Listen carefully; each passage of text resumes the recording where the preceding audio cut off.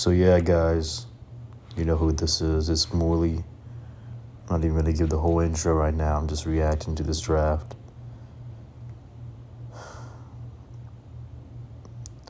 I've I've been led on for a long time for this whole journey we've been on for say. And I'm only reacting to this because I was just so hyped for the season, just so hyped. This season didn't go well. It actually went really bad, especially near the end. It was just such a way to end the season. Like what, we lost 5 games, even though we had some great wins. We finished the season losing 5 games. But hey, NBA draft, it should be a lock. We should be able to see something happen. For most of the season, Keon Ellis and JD were looking like bona fide draft picks. And JD did get drafted, so I got to give it to him. He did get drafted at 53, but yeah, he still got drafted. Good for him. He got drafted to the Celtics, and oh man, he just feels like another one of those Celtics draft picks that's just gonna ride the bench.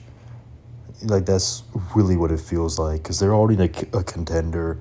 I don't know how much he's going to develop there. He's probably going to be going to play in the G League for some time to develop. And the Celtics is a very big team. They don't really have any smaller guys. So it's like, hey, even though JD is smaller, he's also a lot quicker. But the thing about JD is his ball handling is so bad that it takes away from some of his athleticism anyways. So he definitely need to work on that. And one thing that I've been thinking for a while, I don't know if anyone else has noticed. I feel like I'm the only person noticed, but what is his posture when he's dribbling? Like it looks like he's like squatting, but he's also trying to hold in a turd. Notice how I said turd because I don't want to use. And anyways, I don't want to be too hard on him because he's still a talented young player.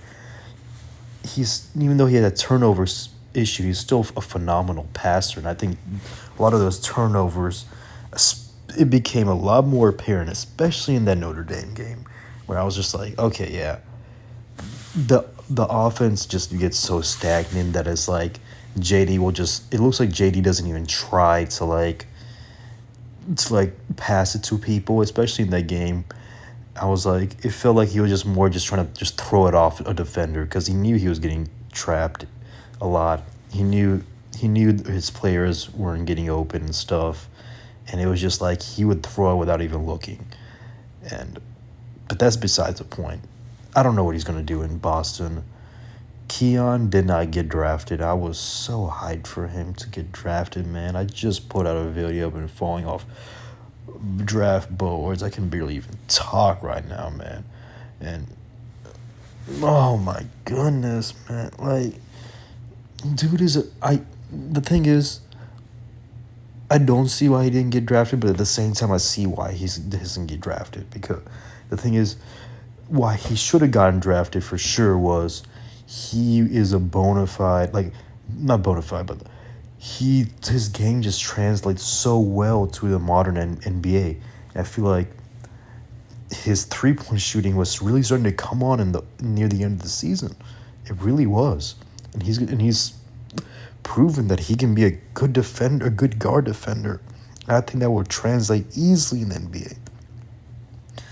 So why he didn't get drafted? Well, there's not much upside, and also we can talk all day about like how much his game translates, but there are plenty of players.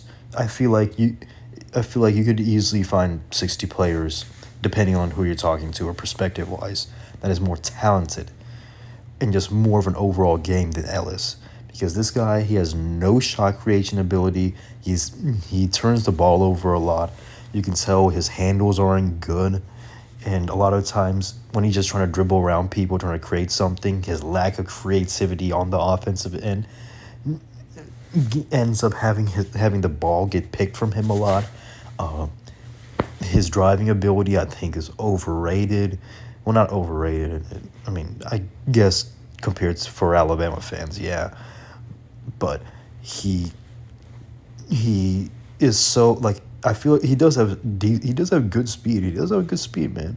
But a lot of times it just feels like every time he's driving, he's taking these huge long strides and trying to be more of like a shift, like be more shifty and like in case if someone brings help, he can just kind of just move around and like make the shot. Like if someone goes up to contest, he's really good at just using his 2 feet to get around a shot contester. But that Euro step he does is so predictable. Same thing with Josh Primo. Josh Primo's Euro step was so predictable in college, but I mean he still got drafted and he still did pretty well in the NBA. So I mean, you know what? But he also was a younger guy with a lot more upside. The dude has shown that, and like showed a side of him that we didn't even see at Bama. So man, I don't know, man. Keon, I think like yeah, I get that Keon just got signed to a team. He got signed to Sacramento, and that's really the reason why. Now that I think about it, why I'm even recording myself talking. Why is Keon going to Oh my! I just I want to see him develop, but what he's gonna do in Sacramento? I feel like it's just gonna be another crap show. He he's gonna have trouble getting shots off. I don't think he's a good enough ball handler, and just speed wise, is he really fast enough to just be bullied by defenders? No. So it's really 3 and D. Yeah, I think he can be